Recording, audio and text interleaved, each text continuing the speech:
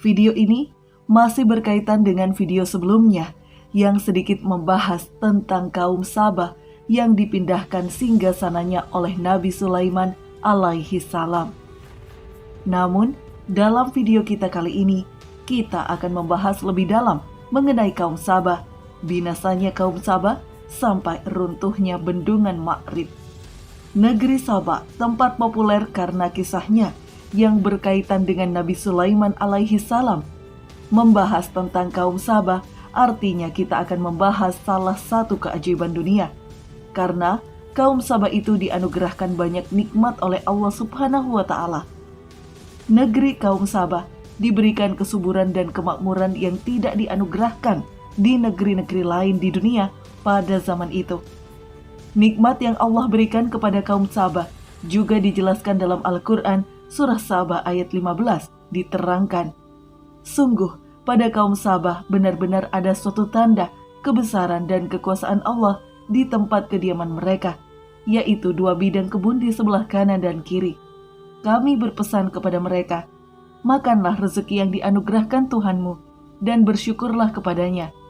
Negerimu adalah negeri yang baik, nyaman, sedangkan Tuhanmu, Tuhan yang Maha Pengampun. Kedua kebun tersebut sangat luas dan diapit oleh 2 gunung di wilayah Ma'rib. Tanahnya sangat subur, menghasilkan berbagai macam buah dan sayuran. Sebelum lanjut cerita, jangan lupa untuk klik tombol subscribe, like, dan notifikasi kalian serta share sebanyak-banyaknya untuk mendukung channel ini agar kita terus melakukan syiar Islam.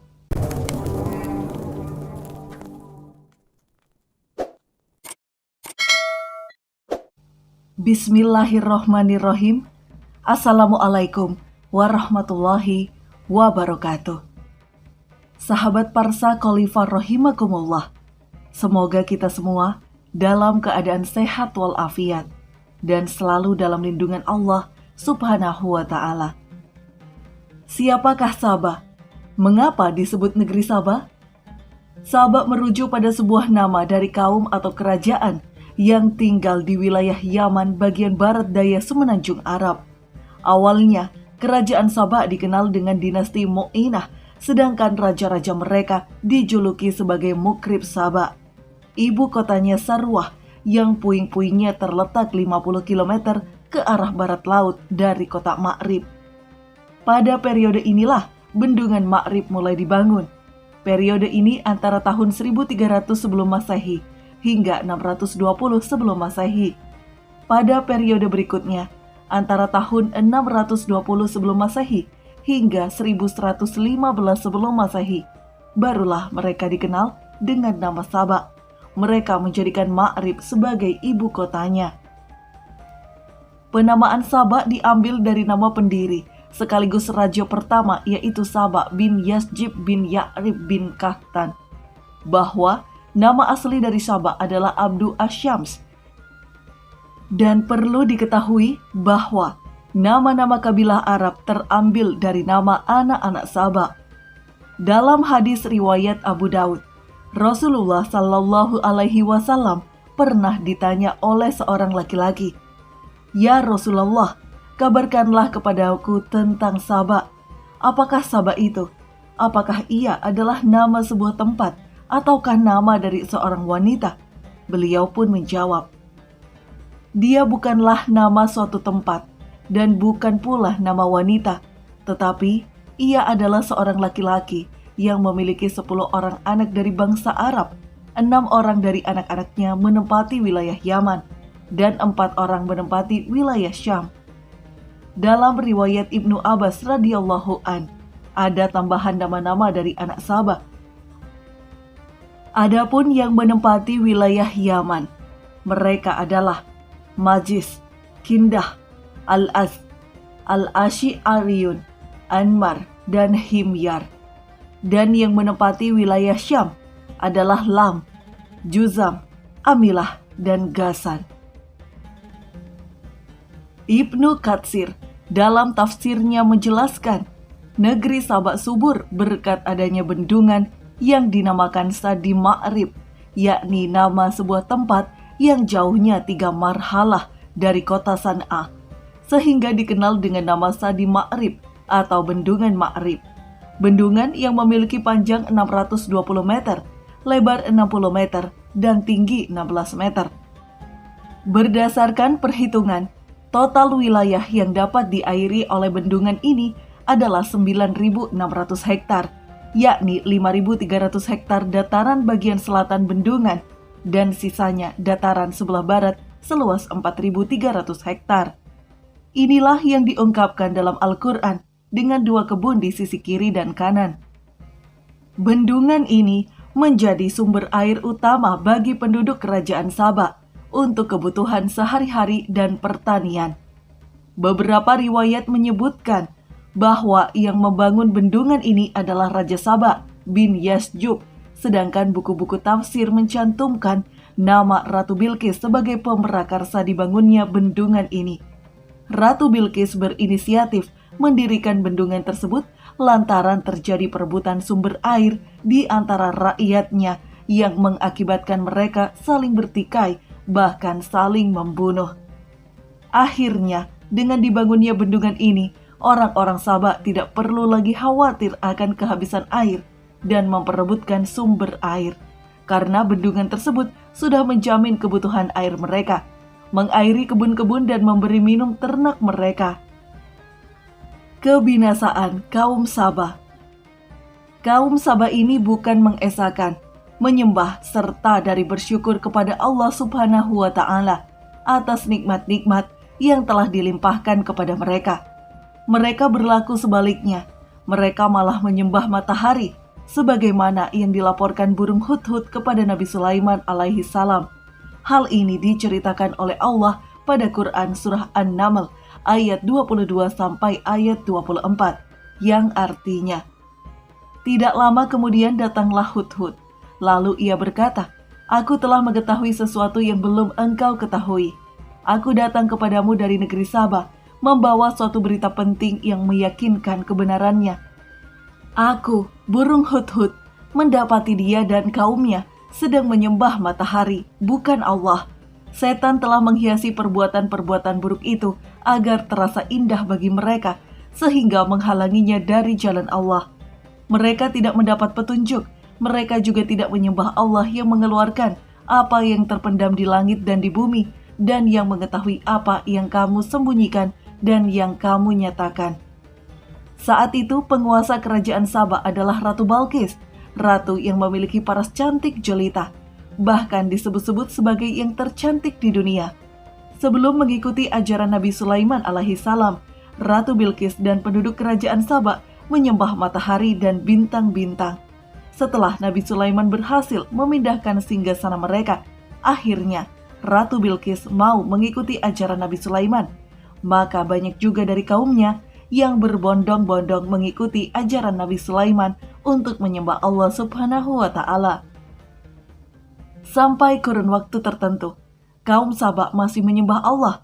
Namun sepeninggal Ratu Bilqis, kaum Sabah kembali murtad dan kembali menyembah matahari dan bintang-bintang. Muhammad ibnu Ishaq telah meriwayatkan dari Wahb ibnu Munabbih bahwa 13 orang Rasul telah diutus oleh Allah Subhanahu wa Ta'ala kepada kaum Sabah. Akan tetapi, mereka tetap tidak mengindahkan peringatan dari para Rasul tersebut. Karena keingkarannya, Allah Subhanahu wa Ta'ala kemudian mencabut kenikmatan yang telah diberikan kepada kaum Sabah. Allah Subhanahu wa Ta'ala berfirman pada Quran Surah Sabah ayat 16. Artinya, akan tetapi mereka berpaling sehingga kami datangkan kepada mereka banjir besar dan kami ganti kedua kebun mereka dengan dua kebun yang ditumbuhi pohon-pohon berbuah pahit, pohon asal sejenis cemara, dan sedikit pohon sidir atau bidara. Runtuhnya bendungan Ma'rib. Di masa akhir kejayaan peradaban Yaman, saat itu Ma'rib dipimpin oleh seorang raja yang bernama Amr bin Amir. Di masanya, orang-orang Sabah hidup dalam kondisi aman dan makmur. Kemudian salah seorang putri dari menterinya bermimpi. Ia bermimpi melihat 2 ekor tikus menghabisi makanan di kota. Kemudian si menteri bertanya kepada dukun tentang mimpi itu. Si dukun menafsirkan akan datang musibah yang menimpa kota akibat serangan tikus. Dari sini, si dukun menganjurkan agar orang-orang melatih kucing-kucing untuk berburu tikus dan menyarankan agar raja dan pihak pemerintah memberi hadiah bagi siapa yang berhasil membunuh sejumlah besar tikus. Hingga tikus-tikus menghilang dari kota. Kemudian, istri raja bermimpi melihat bayangan petir dan guntur yang menyambar segala sesuatu di kota yang berakibat hancurnya kota. Setelah itu, tikus-tikus datang lagi menghancurkan negeri itu. Mimpi sang istri membuat Raja Amr bin Amir begitu khawatir. Ia pergi menuju bendungan Ma'rib. Ternyata ia lihat ada tikus yang sedang menggerogoti bendungan. Dalam satu periode mereka, kaum Sabah menjaga bendungan dengan kucing-kucing liar. Tetapi setelah takdir, tiba tikus-tikus itu dapat mengalahkan kucing-kucing penjaga bendungan tersebut. Akhirnya, tikus-tikus itu masuk ke daerah bendungan dan melubanginya, sehingga bendungan mereka ambruk dan banjir menimpa mereka. Ibnu Abbas, Wahb Ibnu Munabih, dan Qatadah juga telah menyebutkan bahwa ketika Allah hendak menghukum mereka dengan mengirimkan banjir besar kepada mereka, maka terlebih dahulu Allah mengirimkan tikus-tikus dalam jumlah yang besar ke bendungan mereka, lalu tikus-tikus itu menggerogotinya. Azab yang diberikan oleh Allah Subhanahu wa Ta'ala berupa runtuhnya bendungan Ma'rib yang selama ini menopang kehidupan kaum Sabah. Bendungan tersebut hancur pada sekitaran tahun 542 Masehi, menyebabkan kesulitan hidup penduduk kaum Sabah. Banyak tanaman buah dan sayur yang mati kekeringan. Seketika kerajaan Sabah menjadi negeri yang kering dan miskin. Qatadah dan lain-lainnya mengatakan bahwa tikus-tikus itu melubangi fondasi bendungan tersebut hingga bendungan itu tidak mempunyai akar fondasi lagi dan labil. Ketika tiba musim penghujan, datanglah banjir kiriman, lalu menghantam bendungan itu hingga roboh. Akhirnya air bah melanda bagian yang terendah dari lembah dan memporak-porandakan semua bangunan, merusak semua pohon yang ada di hadapannya, serta menghancurkan semua yang dilandanya, menyebabkan air surut dan tidak lagi menyuplai perairan ke pepohonan yang ada di kedua sisi bukit tersebut, hingga semua pepohonan kering dan mati. Kemudian, pepohonan yang berbuah lagi indah dan hijau itu sesudah banjir tidak ada lagi dan berubah.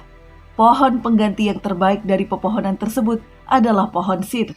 Demikian nasib kedua kebun yang indah itu.